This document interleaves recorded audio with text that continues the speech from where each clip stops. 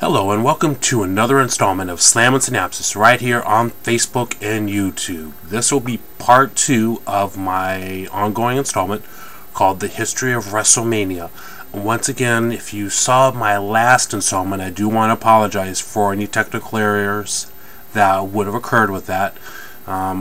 Basically, I promised you a installment and I wanted to keep to that and basically put it out the way it is, and I definitely want to apologize for that. In the future, if it's not up to standards, it won't get released. If it takes another day, it'll take another day, but I certainly don't want to start a trend where the quality is bad enough to where it's going to affect the reputation and integrity of these installments here. So once again, I do want to apologize for the technical issues during the first installment that I presented to you a few days ago.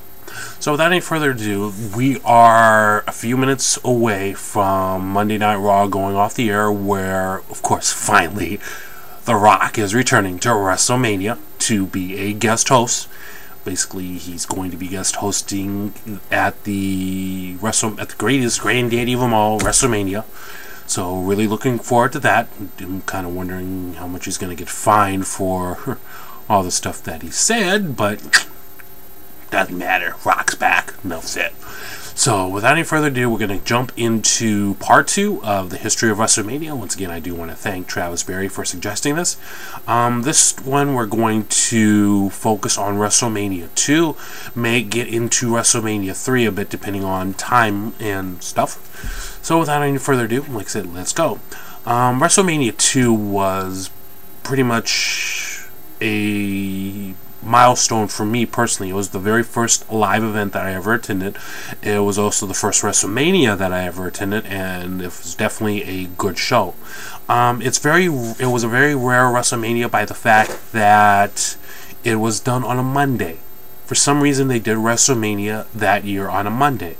Don't know why, don't know what for. I don't know if it was because of the NFL Battle Royal on there to kind of counteract possibly Monday Night Football, but who knows. But yeah, it was the only WrestleMania that was held on a Monday. They haven't done that since. Also, it was an interesting occurrence because WWF did something that NWA had been doing for quite some time. They had basically an event going on in 3 different places. NWA did 2, usually with Starrcade and other events, but they had 3 events, 3 venues. They had one in Los Angeles, one in New York, and one in Chicago. And the one that I was in, the Los Angeles feed aired first, and then the remaining ones. Don't know how it showed up in other cities, but it just showed up that way to me, or to the sports arena that we were at. Excuse me. Los Angeles one was highlighted by Hulk Hogan against King Kong Bundy. It was to be held in a 15-foot high steel cage. History beyond that is Bundy had injured Hogan on Saturday night's main event to the point where Hogan's ribs were injured, and so that set the stage for the main event for that one. We would see Hulk Hogan come on top and retain the World Heavyweight Championship against King Kong Bundy. Also, we saw at the New York one, we saw Mr. T take on Roddy Piper in a boxing match.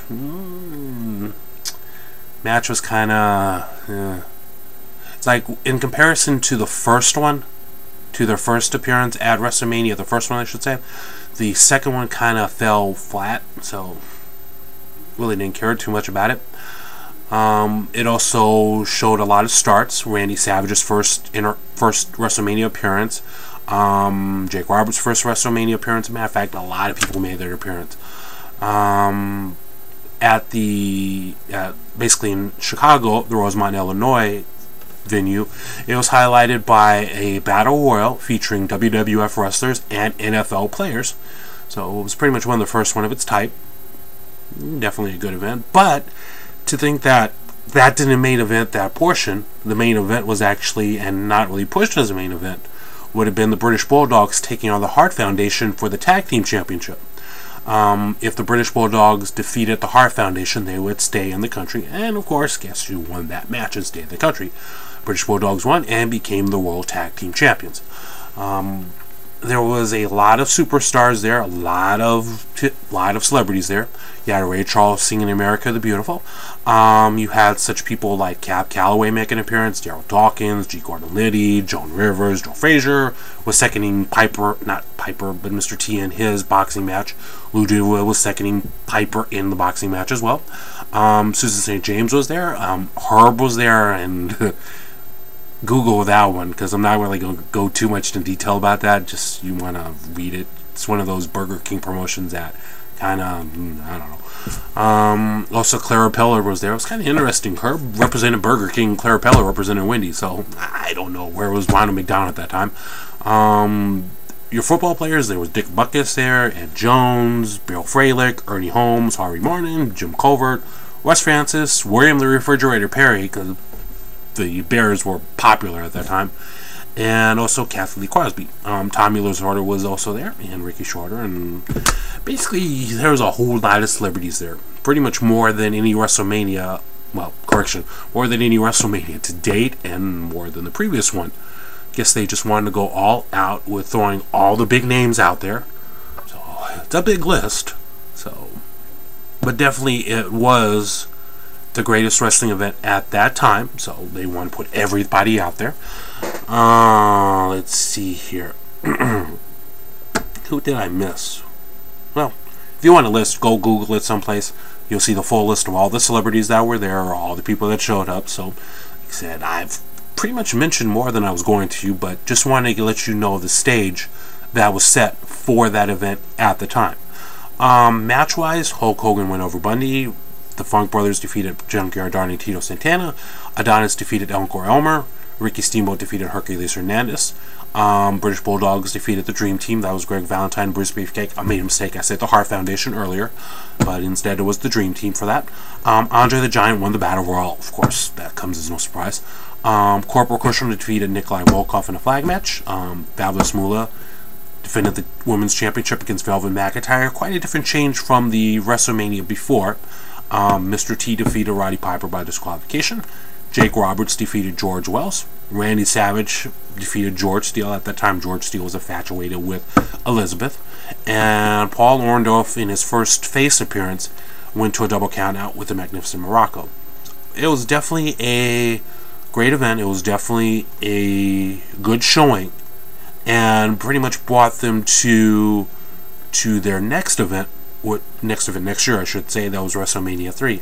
Now, the interesting thing about WrestleMania 2 is that it wasn't their first pay-per-view. You would think that the way it is now, WrestleMania 2 would be the flag, would be the stepping stone, would be the cornerstone of their pay-per-view.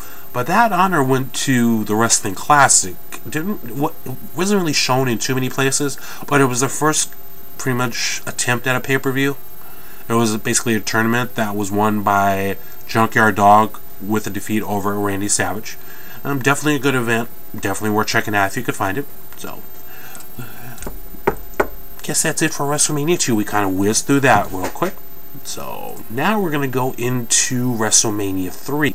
But this one, 3, was at the Pontiac Silverdome and set the indoor pretty much record for that at 93,173, more or less, depending on who you talk to. It was highlighted by a big main event between Hulk Hogan and Andre the Giant.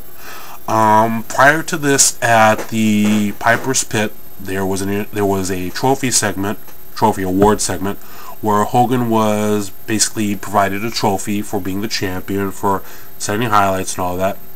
The next one, Andre the Giant got a trophy as well, but his was a little bit smaller. And basically, Bobby Heenan got into his head. And eventually, there would be a showdown on Piper's Pit between Hulk Hogan and Andre the Giant, with the famous words, 3 years to be a champion. That's a long time. So this would be the stage to set up a feud between Hulk Hogan and Andre the Giant. More on that later. You would see, basically, with Piper's Pit, there on the other show, there was Wrestling Challenge and Superstars. On Superstars, there was Piper's Pit. On Wrestling Challenge, there was the Flower Shop. One or the other. So Basically, Piper kind of took umbrage to what Adonis was doing and challenged him to a match at WrestleMania where Adrian Adonis took on Roddy Piper. Now, what happened is during this match, Beefcake came down, stuck his nose into it, got involved in that. Adrian Adonis wound up losing to Piper, and Piper wound up, well, not Piper, but Brutus Beefcake wound up shaving Adrian Adonis' head. Basically, it was basically Brutus Beefcake's first kind of like start as the barber character. Also, Jake Roberts took on the Honky Tonk Man. Jake Roberts was seconded by Alice Cooper for that one. Wound up being that Honky Tonk Man won that. Roberts basically made his turn into a babyface during that match, or into that match, which was okay. The Bulldogs lost the championship, the tag team championship, to the Hart Foundation. Basically, Dynamite Kid was carried to the ring. Davey Boy Smith saw the action, and Danny Davis kind of made his final heel turn by joining the Hart Foundation by counting out the British Bulldogs, counting the pin on them. Harley Race and the Junkyard Dog was on the card. If JYD lost, he'd have to curtsy and bow to Harley, which he did. And then he beat the crap out of Harley Race after that.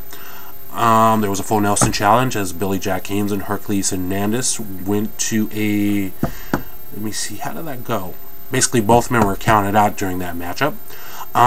One of the two main events of that, and pretty much the best match of WrestleMania, was Ricky the Dragon Steamboat going after the Intercontinental Championship as he took on Randy Savage. To me, that is one of the best WrestleMania matches of all time. Prior to that match, on his show before, Steamboat was attacked by Randy Savage. Savage would basically would come down from the top rope with his whatever, and Steamboat would wind up going onto the guardrail, crushing his larynx. That set the stage for the matchup for that. Steamboat was seconded by George Steele, and George Steele kind of got involved in that. But in the end, Ricky Steamboat won the Intercontinental Championship in, like I said, one of the best matches of all of that match and of WrestleMania history. And then the main event. Main event was, of course, Andre the Giant against Hulk Hogan. In the beginning, Hulk Hogan went to pick up Andre the Giant to slam him. Wound up not picking him up all the way, and wound up falling back. Now, based on the referee's vantage point, he counted 3, but gave Hogan the benefit of the doubt by saying that Hogan kicked out. Later during the match, it went both ways, and eventually Hulk Hogan would wind up slamming Andre the Giant, hit the big leg drop, and walked out the WWF champion. So, basically, there's WrestleMania 3 in a nutshell. There were other things happening on there as well. Butch Reed made his debut against the Birdman, won that. The Dream Team took on the Rougeau Brothers. King Kong Bundy and Lord Littlebrook and Little Tokyo didn't defeat, but went against Hillbilly Jim, Haiti Kid, and Little Beaver. King Kong's Bundy team was disqualified when Bundy went after one of the Little Midgets. Can-Am Connection defeated Bob Orton and the Magnificent Morocco. Aretha Franklin kicked it all off with America the Beautiful. The Iron Sheik and Nikolai Volkov went against the Killer Bees, and Sheik and Volkov won that match by disqualification. I am reading here, so if you wonder why I'm looking down here, didn't commit all of this to memory. So yeah, that was definitely one of the better WrestleManias. It would also be the culminating point to, well, correction, scratch that. So basically, because that event was successful, came the Survivor Series. But we won't go into that. We'll probably touch on that another time, another segment. But WrestleMania 2 and 3 definitely, like I said, set the stages for more to come with what they presented. Should I go into 4? Do I have time? Doesn't have a time? Nah. We'll tackle that next time, because next segment we're going to go into WrestleMania 4 and WrestleMania 5, because both of them were at the Trump Plaza. in Atlantic City, New Jersey. So we'll combine that into two, or combine that into one segment. We might touch a little bit on number 6, but I'm not 100% sure about that. But just keep watching. If you have any comments, suggestions, feel free to drop me a line. Drop a comment here or drop me an email. You'll see a graphic show up on your screen shortly with regards to how to do that. What else? Like I say, if you have any other topics that you want me to go over, feel free to drop me a line there too. Like I said, this segment was a suggestion by one of my viewers. For him, I thank him for that. If you want to subscribe to me, feel free to do so.